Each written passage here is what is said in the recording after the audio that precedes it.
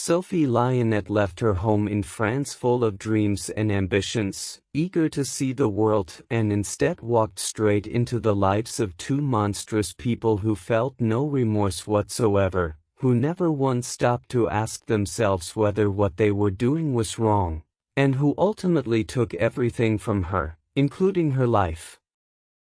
Sophie Lionnet was born in France in 1996.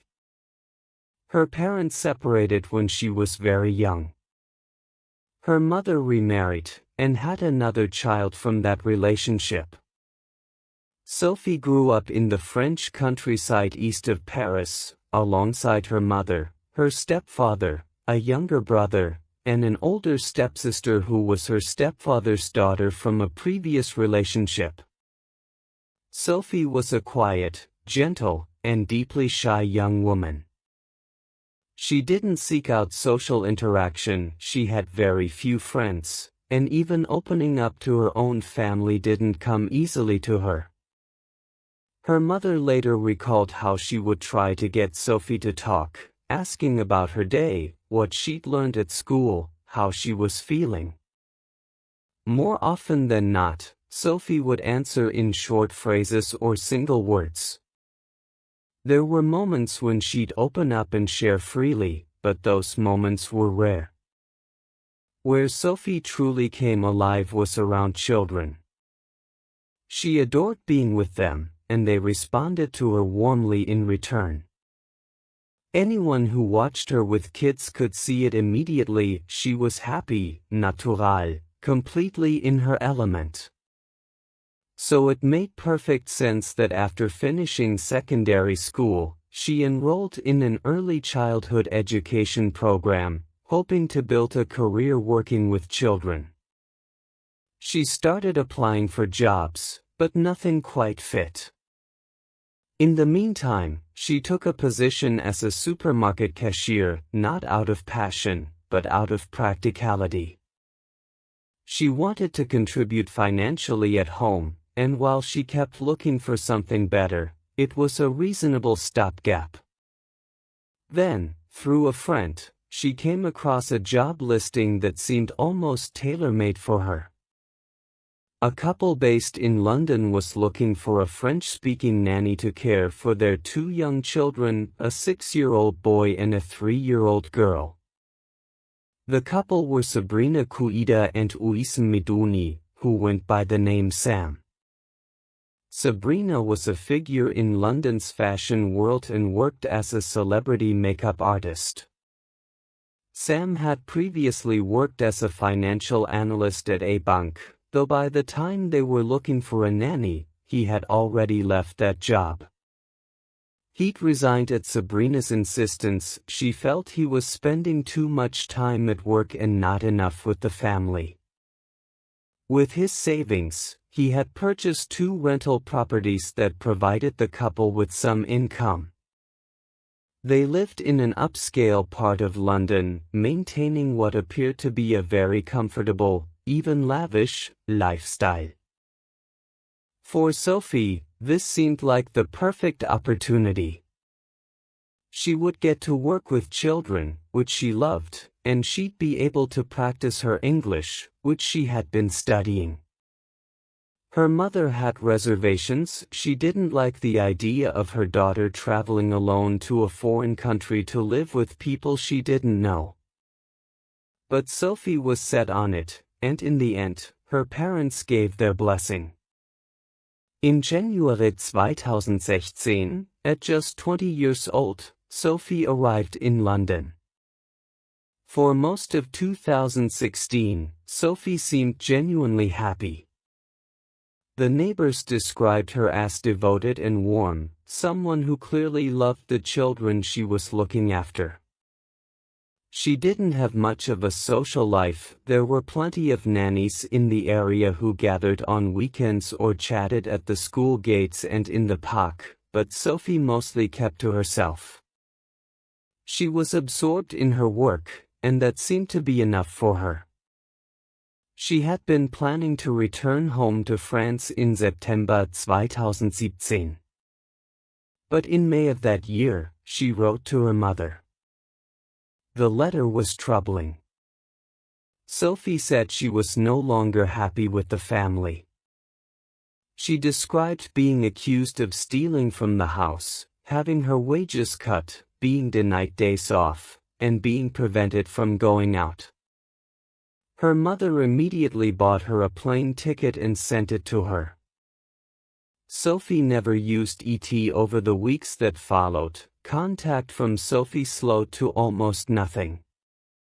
Where she had once sent regular letters, postcards, and emails, her messages became increasingly infrequent. Her family grew more and more worried.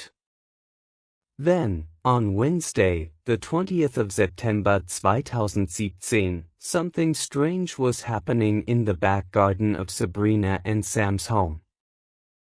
A barbecue had been lit. But the smell drifting over the fence was wrong, thick, acrid, nothing like charcoal and meat. And the smoke was far too heavy for a normal cookout. Neighbors knocked on the door. Sam answered, alone.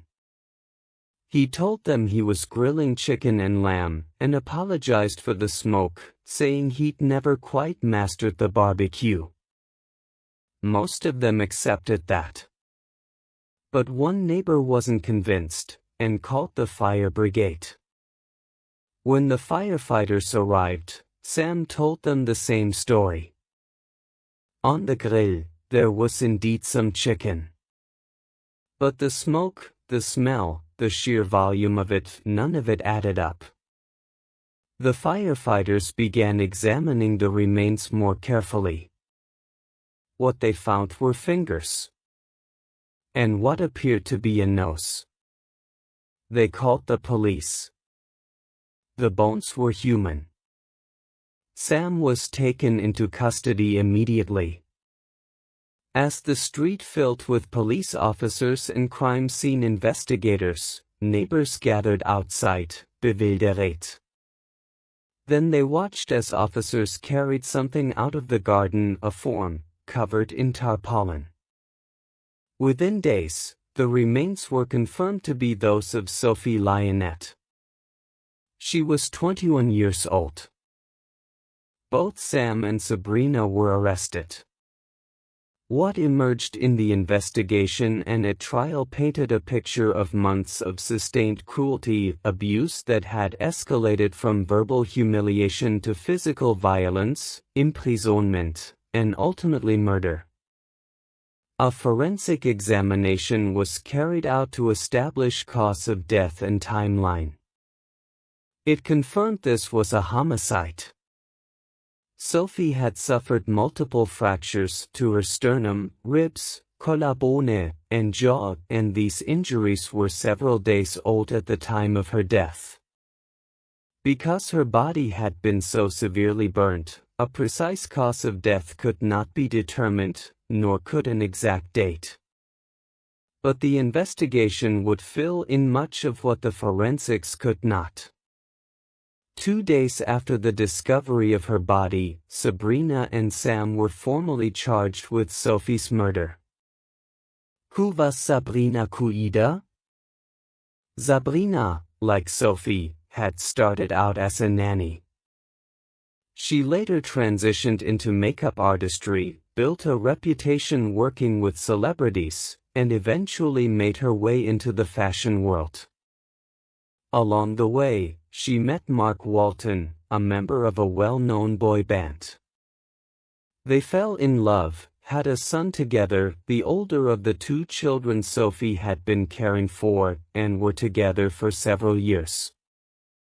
In 2013, Mark ended the relationship. He told her it was over, and that he wanted nothing more to do with her. Those who knew Sabrina described a dramatic shift in her personality after that. She became volatile, erratic, prone to sudden bursts of rage. She began obsessively tracking Mark, calling constantly, showing up where he'd be, trying to remain a fixture in his life despite his repeated rejections. She fabricated serious allegations against him, claiming he was an abuser and an exploiter. None of it was supported by evidence, and none of it was ever substantiated. Around the same time, she began a relationship with Sam. They had known each other for years, and after a few months together she became pregnant, moved into his flat, and their daughter was born. That was the home where Sophie would eventually live and die.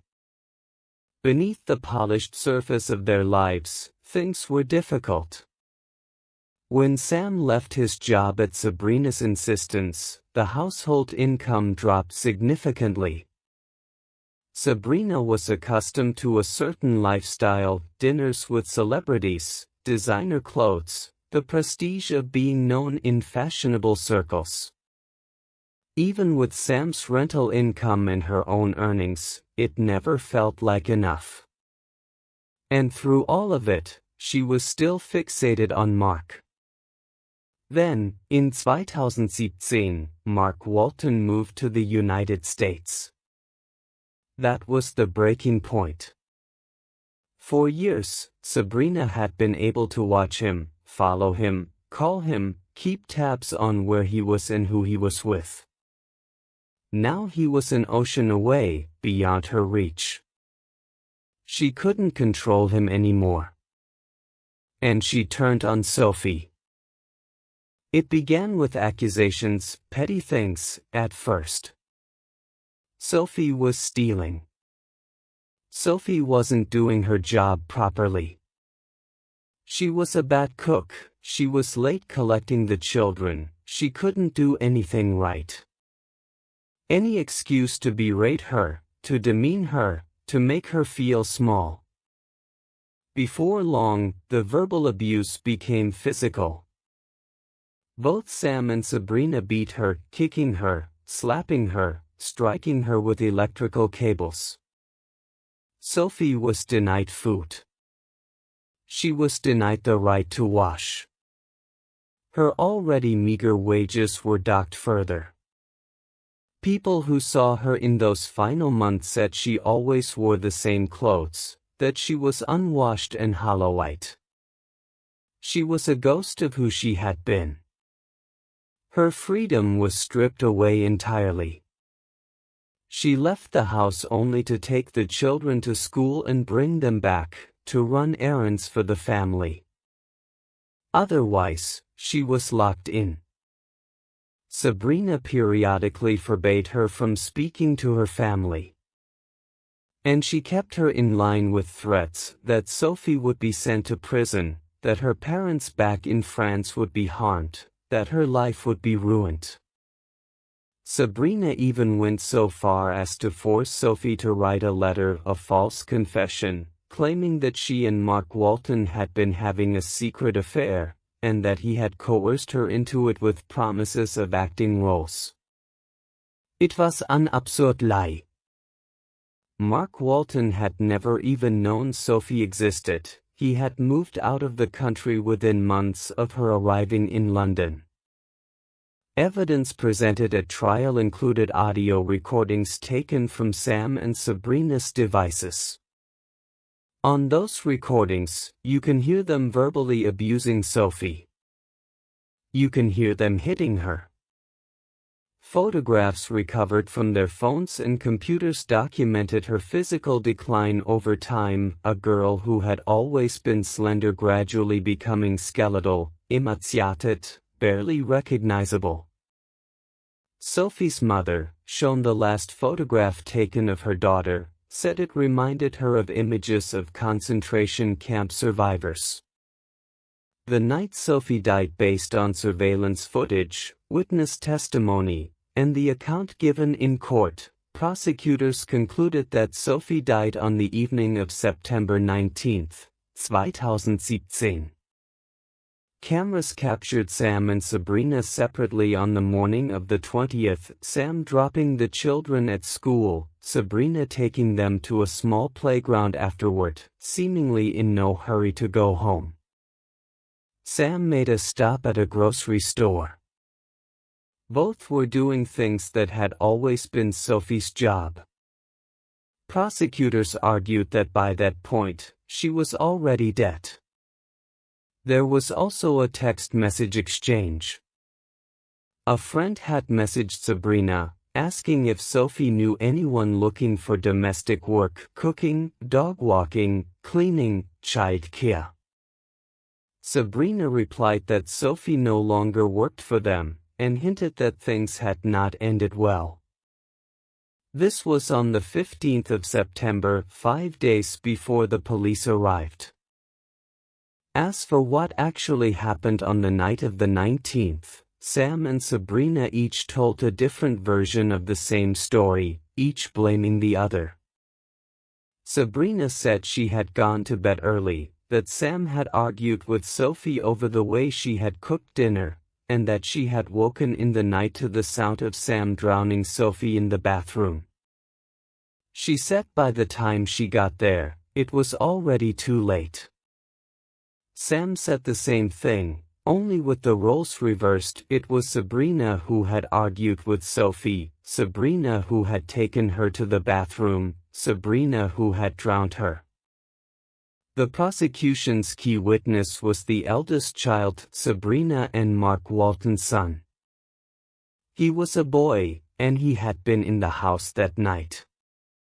He told the court that he had heard both Sabrina and Sam arguing with Sophie, that both of them had taken her to the bathroom together, and that he had heard her screaming for help. That testimony was decisive. It established that both Sam and Sabrina were present when Sophie died, and that her death was not the act of one person acting alone while the other slept. After 30 hours of deliberation, the jury returned their verdict. Sabrina Cuida and Uisem Miduni were found guilty of the murder of Sophie Lionnet. They were each sentenced to a minimum of 30 years in prison. After the verdict, Sabrina wrote what she called a farewell letter to Sophie, expressing the hope that she was now in a better place. For everyone who had loved Sophie, it read as one final, calculated cruelty from a woman who had never shown an ounce of remorse. As for the two children, the boy who had been the one to tell the truth at trial, and the little girl who had been in that house through all of it, their circumstances following the conviction were not made public. We can only hope they are somewhere safe, somewhere loving, and that the people caring for them are helping them carry the weight of what they witnessed. Sophie Lionnet deserved so much more than the world gave her.